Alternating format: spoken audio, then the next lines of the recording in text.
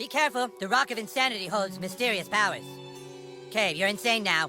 If you want to be healed, you must gaze at the rock again. Kay, you're healed. Kay, you're insane now.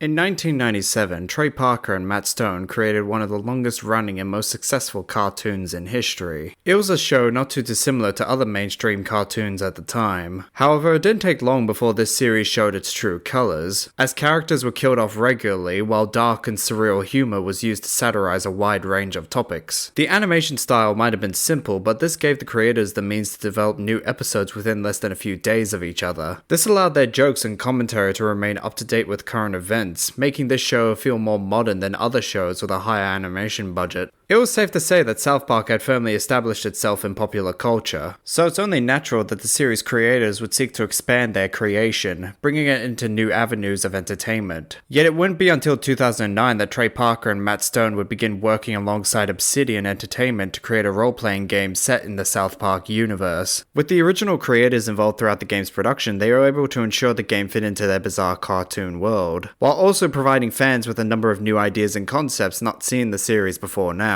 It took longer than anyone could have expected, but eventually after multiple delays, the game was finally published by Ubisoft in 2014. So the question has to be asked, does Parker and Stone's controversial cartoon fit into the world of video games? Well, let's find out. This is South Park, the Stick of Truth. Within the kingdom of Zaron, a great war wages between the humans of Cooper Keep and the drow elves of the forest. They fight constantly for control of the Stick of Truth, an ancient relic of immense power. It is said that whoever controls the stick controls the universe. For over 1,000 years the battle has been fought, but the tides of war are beginning to change. A new kid has arrived in South Park, and their arrival will shake the very foundations of this conflict to its core. You are the new kid, an original mute character who has moved to South Park. After spending your first day befriending some of the local boys, you quickly become involved in this epic fantasy war. Soon enough, you're given a name, a class, and after a quick skirmish, you'll be free to explore South Park to your heart's content, seeking out new allies from all over town and building an army to wage war, all in the hopes of reacquiring control of the Stick of Truth, which has been lost to the vicious elves. However, as a dark power starts to take hold over the town, soon enough you'll be brought into conflict with mysterious forces hell-bent on the town's destruction. It's as absurd of a story as can be expected from South Park, one that features all of your favorite characters from the show along with a few new faces, which when paired with the guidance of series creators Parker and Stone has enabled them to effortlessly bring the series' quirks and humor into the world of video games. Speaking of humor, this game is filled to the brim with all the horrible jokes you'd expect from South Park, but now with the addition that much of the commentary in this game is focused on video game tropes that have been used throughout the years. Day 4. I've looked everywhere, but I can't find anything to eat, or a clue to get me off the ship, just more audio logs. They're everywhere. For some reason, I listened to every minute of every one of them, thinking there'd be some useful information, but it's like they're just filler. Useless filler. They're filler that's driving me to madness.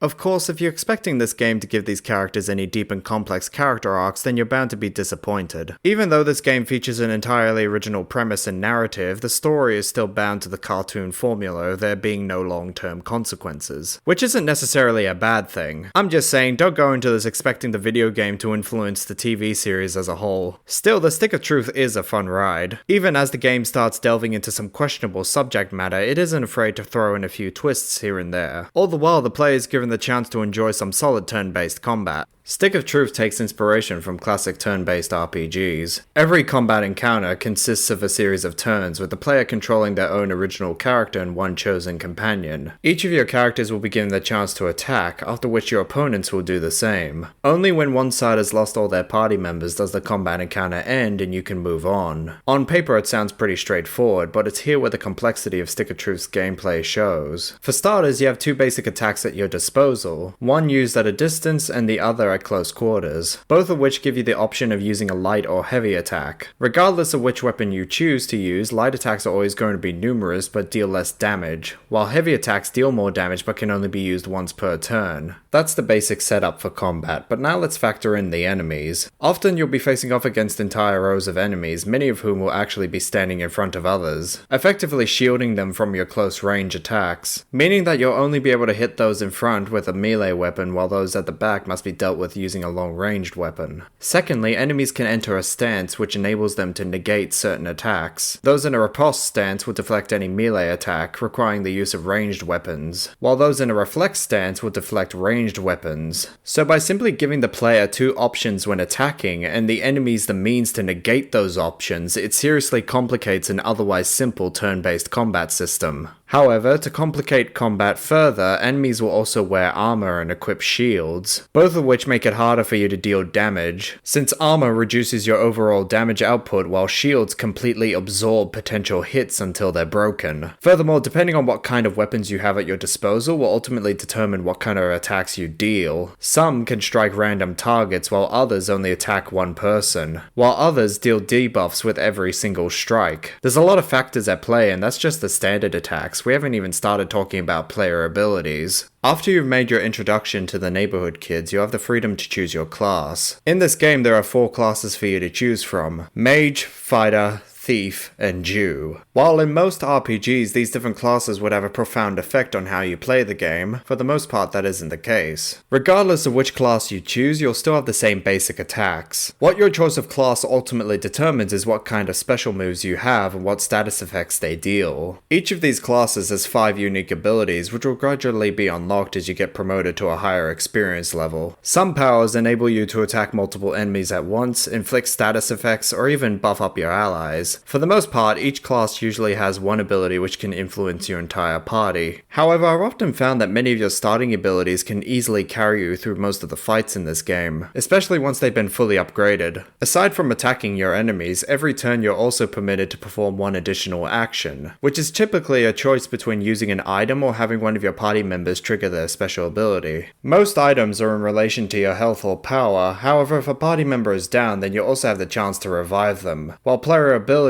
are usually a means to buff yourself or inflict a status effect on an enemy. Speaking of party members, you're given quite a selection to choose from. Every companion in this game is a major character of the South Park franchise, properly dressed for a fantasy world, but unlike you, they're more limited in terms of customization. For starters, every companion has a standard attack, but unlike you, they're restricted to only attacking at close quarters or at a long range. Furthermore, as you level up, they'll unlock new abilities, but you won't be able to personalize your companion's skills. To make up for this, you're given the choice every turn to swap out your current party member for a different one. This can be useful if you need a particular power that your enemies are weak to, although you'll find that certain companions are simply better suited for the larger encounters than others. From Butters being able to channel his Professor Chaos persona to Kenny summoning rats. Every single one of these characters is given powers that perfectly fit their fantasy personas.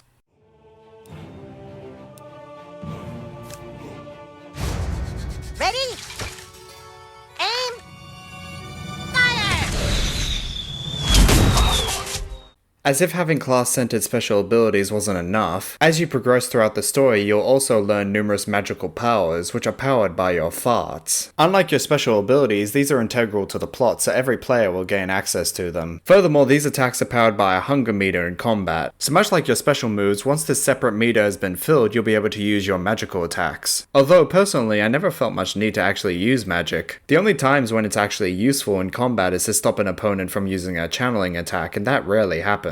The real value of magic is instead found outside of combat. One of the most surprising aspects of a Stick of Truth's gameplay is how Obsidian was able to interconnect its mechanics. Many of the abilities which you use in combat can also be applied outside of it to explore your environment, hunt down collectibles, or even attack enemies before a fight is even started. Like the Alien Probe, a device you acquire at the end of the first act which allows you to teleport to select areas in your environment. Or how about your long-ranged weapons, which not only stun enemies outside of combat, but they can also be used to destroy objects in your environment. This, when used in conjunction with the Alien Probe, may be exactly what you need to get into the right position to take out an enemy before a fight even starts. The same can be said for your farts, which can cause open flames to ignite, causing a massive explosion. The fact is, if you play your cards right, you have the chance to take out an entire group of foes before a fight even starts, saving you both time and resources. You just have to pay attention to what's around you, and there's rarely a time when you're not observing your environment. Every inch of this game world has been perfectly recreated from the show. From South Park Elementary to the police station and even the kids' houses, each of which contain plenty of Easter eggs and references to past episodes. You can't go anywhere without spotting a place or a character you might recognize from the show. Furthermore, since there are so many characters in South Park, the developers have actually thought of a clever way to justify their inclusion in the game. The new kid has access to Facebook, and with it they're able to make friends with everyone in South Park. While this mechanic plays no role in the actual story, the more friends you have, the more perks you can unlock. Therefore, it's highly advised to get as many friends as possible while you play. Most friends can be made as you complete quests, while some can only be found by talking to characters in certain locations. Much like finding new gear or the Chimpokomon hidden throughout the game, the friends you make in South Park are a solid incentive to explore the open world. Plus, it's simply a lot of fun to explore a replica of South Park, which can often lead you to stumbling upon some hilarious scenes.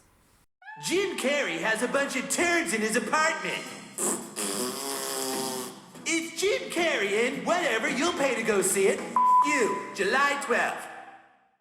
Much like the dialogue, the sound effects present throughout this world is a weird blend of quirky and high-pitched tones. This gives the combat a more lighthearted tone despite how disturbing some of the in-game imagery can be. Weapons impact with noticeable force, while the more elemental-based attacks are blended with more realistic sounds, creating a bizarre orchestra of different melodies and tunes that can only be found in combat. Meanwhile, with Parker and Stone playing a direct role in the creation of the game, it only made sense that they would add their voices to the game's cast. This naturally gives the game's dialogue extra weight, knowing it's coming from the original source and not someone giving an impression of these characters. The same can be said for the music, which much like the rest of the game serves as a parody of other popular fantasy soundtracks. However, even for a parody, the music is very enjoyable, featuring a wide variety of different instruments. Often it even gives you the impression that they ripped music from Dragon Age or Final Fantasy. But any suspicion you might have to the music's origin is broken once you hear one of the South Park voice actors chanting amidst all the various instruments. It's quite clear that this is a soundtrack made for South Park, and amidst all the original music there's still plenty of recognizable stuff. From Lemmy Winks' theme to an 8-bit rendition of the Canadian national anthem. This music was perfectly made for South Park, and if it wasn't enough to convince you that this game was made for fans, then the graphics would seal the deal. If you were to judge this game on looks alone, then The Stick of Truth would easily be one of the most faithful adaptations of a cartoon that I'd ever seen. From the character designs to the layout of the buildings or even the attack animation, this game's art style is indistinguishable from the TV show, to the point that if you were to simply watch all the cutscenes in this game on their own, then it'd be impossible to tell that they were from a video game. You'd simply assume that they were from an episode of the show. South Park's art style has always been very simple, but the usage of color throughout the game has made it easy for the developers to highlight points of interest. Even during some of the darker and more expansive environments, it's always easy to distinguish your character amidst everything around you. Furthermore, thanks to its aesthetic, it gives the entire game its own unique look, allowing it to easily stand out from the competition. So I think it's safe to say that without Trey Parker and Matt Stone playing a direct role in the creation of this game, it wouldn't have turned out as good. It would likely still be a decent RPG, but nothing on this level. South Park The Stick of Truth is without a doubt one of the most faithful and enjoyable adaptations of a TV show I've ever seen. It's funny, bold, and at times quite challenging. There's plenty of complexity to be found in the gameplay, and the story has some of the best dialogue to be found in a video game. This is easily one of the funniest games I've ever played, and it clearly isn't afraid to indulge in some classic dark humor.